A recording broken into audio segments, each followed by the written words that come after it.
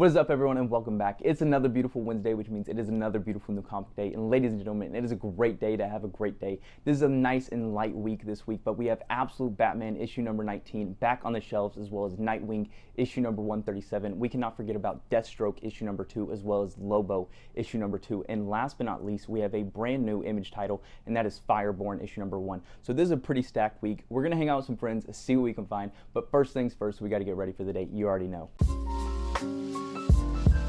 It would not be New Comic Day without the outfit plus read of the day. First things first, you already know. And for today's outfit of the day, it is absolutely gorgeous here in Nashville, and I had to take advantage of the weather. I threw on my Halo Reach promo tee with a pair of Wrangler shorts. For the shoes, I have on my Doc Marten 1460 boots. But most importantly, for the read of the day, I'm a little bit behind on the current Matt Fraction Jorge Jimenez Batman run, and so I need to read issues 7 and 8, and that will get me fully caught up on the current run. So I'm going to go ahead and read both those issues and get back to you afterwards.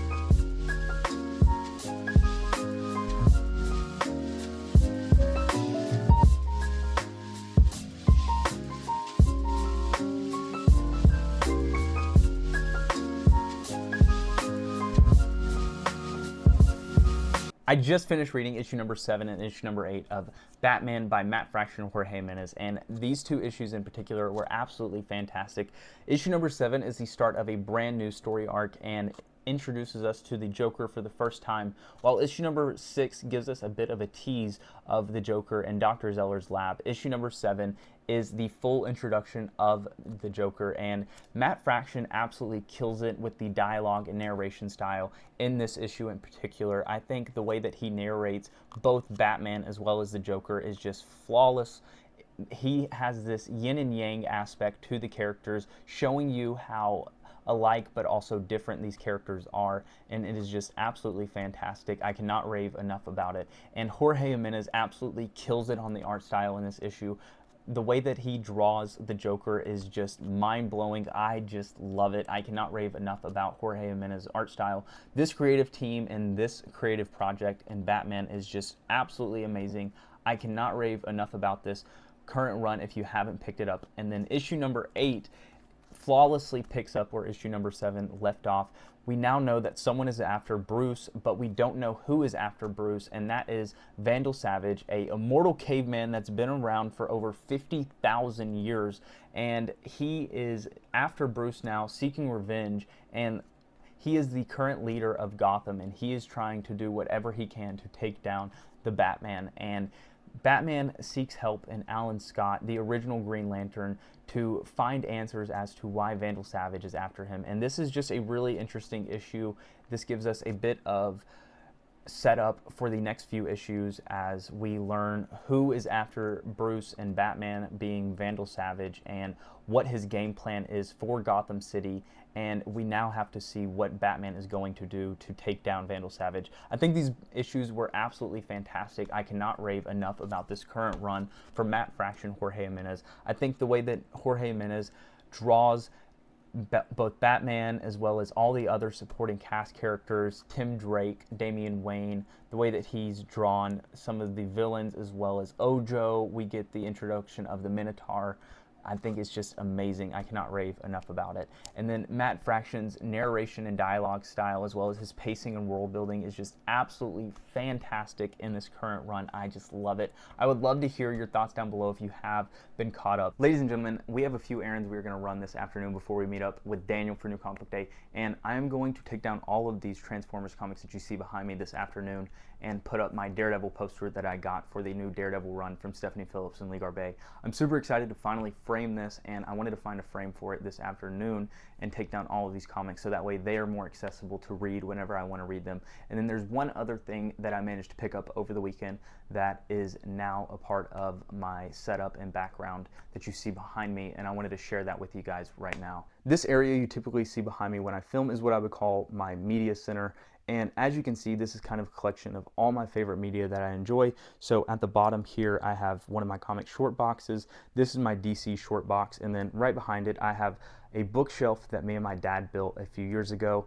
And this has all of my trade paperbacks. And then I have my Daredevil Born Again Marvel Legends figure on the right with all my Daredevil trade paperbacks. And then on the left, I have all my fiction books. And at the bottom, I have all my nonfiction books assorted there. And then on top of there, I have my popcorn bucket from last year's Fantastic Four movie release with the Human Torch pop inside and then a Human Torch action figure on top.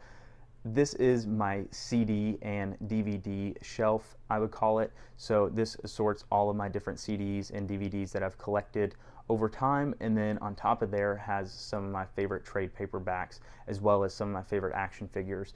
Over the weekend, I managed to pick up a new action figure, and that is the Jango Fett Star Wars Black Series action figure, and I just love the detail on this figure. It is just so immaculate. The amount of poses that this figure can do are just absolutely insane, and as you can see right here, I have him beside one of my original Todd McFarlane Boba Fett action figures, and then to the right over here I have my Revenge of the Sith Commander Cody action figure. So I think these go together really nicely, and then taking down the Transformer comics and putting up the Daredevil poster I think will tie this all together super nice. It is a beautiful spring day, ladies and gentlemen. We're gonna run some errands real quick. We might get some coffee afterwards, and then we're gonna hit up our LCS, see what we can pick up for today's new comic book day. I made it to where the movie posters are, but now I gotta find a 24 by 36 inch frame for my Daredevil poster. And I see a few here, but these are all like a slate gray. I kinda wanna find a black. Here we go. This one is perfect. Come here, Connor. We're recording. Did you do shopping today? We're doing our shopping. Connor here saved us. We found our movie poster. Look at that. Look how many of y'all have. I'm going to put my Daredevil poster in here. Okay. It's going to look so nice. And then I have the Billy Clubs right underneath it. Oh, they like across them? Yeah. Okay. It's going to chef's kiss. I like Daredevil. Have you watched the new season? Yeah, it's good. It's really good. We successfully found the frame. I would not have found it without Connor. Huge thanks to him. But now before we go home, I'm going to get a quick energy boost, and then we will head back and put that Daredevil poster up. First sip always hits so good. Now it's time. We go home, we put up that poster, and then we go for new comic book day. I just made it back home, and I now have to take down all these comics behind me, and then we will put up the poster. I'm going to have to rearrange my Daredevil Billy Clubs, I've already noticed, because my poster is a lot taller than the space I have for my comics here, so we will rearrange that and see how we fit it, but I'm very excited to see how this looks.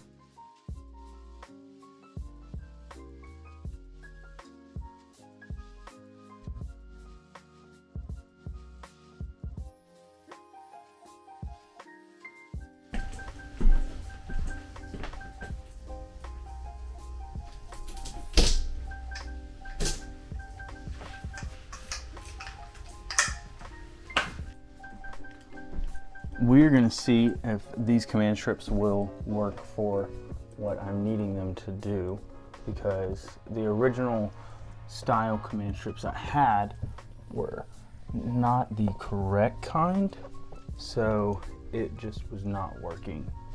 But however, I think that will hold it. So there you have it, this beautiful poster, and then I'm gonna put my Daredevil Billy Clubs probably like right under it or right beside it, and we'll see how that looks now. I think for now the Daredevil Billy Clubs should go on my bookshelf because there's not much room for them on the wall to hang and look like how I want them to. So what I'm gonna do is I'm going to move the lamp over to the far corner of my bookshelf to give it more space, and then I'm gonna move the popcorn bucket right here so that way it's kind of like right in the middle of the bookshelf, just nice and center. And then to the left of that is where I'll put my Daredevil Billy Clubs, so they're almost like right in the middle underneath my poster.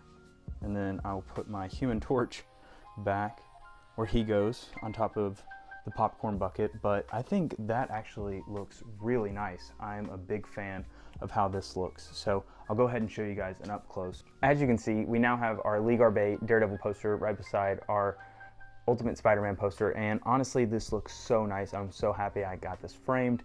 I have the Daredevil Billy Clubs right underneath with my Fantastic Four popcorn bucket. We have Human Torch right above, and then we have the lamp in the corner. We also still have our action figures as I would display them right beside my trade paperbacks that are some of my favorites and what I'm currently reading.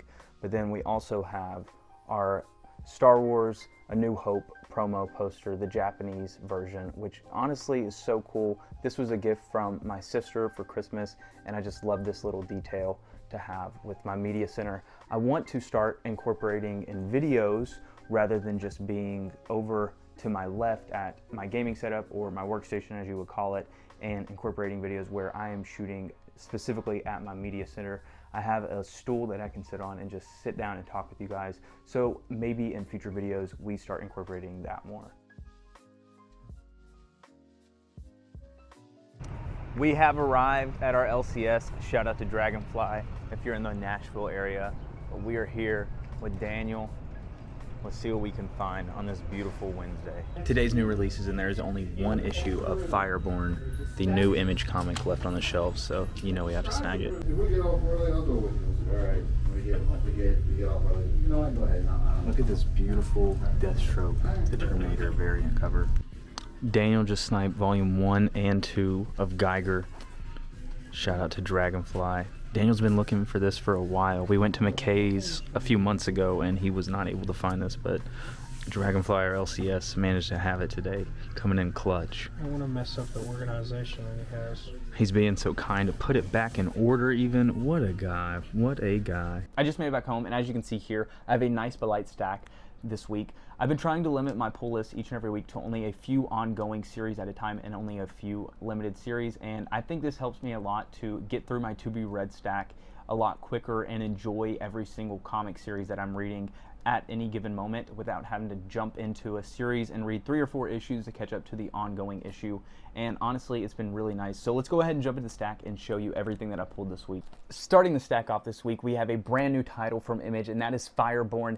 This is from the world of Lost Fantasy, and my shop owner at my LCS actually mentioned to me that Lost Fantasy does a lot of homage covers for different video game franchises. So I am very excited to start delving into the world of Lost Fantasy and getting my hands on some of those homage covers, because I am just obsessed with this Absolute Batman homage. Coming into issue number 2 this week, we have Absolute Peak is back on the shelves. Here we have Absolute Batman issue number 19, and this beautiful A cover featuring not only Scarecrow but also Deathstroke, as well as one of the 5 Robins that we know of now from Scott Snyder and Nick Dragotta. I have just been loving this series so far. I highly recommend jumping into Absolute Batman if you have not. Coming into issue number 3, we have coming into one of my favorite titles at the moment, and that is Nightwing issue 137. I cannot recommend enough to new readers to pick up Nightwing. Dan Watters has been killing it ever since he took over for Tom Taylor. Here we have issue number 4, and that is one of my favorite DC Next Level titles, and that is Lobo issue number 2. Jorge Corona is absolutely killing it with the art here on this series, and I'm so excited to see where this miniseries goes. Coming into issue number 5, we have my favorite DC Next Level title, and that is Deathstroke The Terminator issue number 2. This is a super fun concept for a miniseries. Deathstroke, one of the most deadly mercenaries in the world, has now become apathetic to the cause, and one of the many enemies he's made along the way in his career is now taken everything from him, and Deathstroke is at his absolute lowest, his purest form. He is the Terminator, and he will stop at nothing to get revenge. I just love the concept of this story, and I'm so excited to see where issue number 2 takes us. Here I have this beautiful variant from Tyler Kirkham, and I just cannot get enough of this variant cover. It is just beautiful, and that is everything that I managed to pick up this week, guys. Thank you all so much for watching. I cannot thank you enough for the love and support here lately on my channel. I will be back next week for you guys for New Comic Book Day, but in the meantime, I hope you have an amazing week, an amazing weekend. Spend some time with some loved ones, spend some time with yourself. Peace.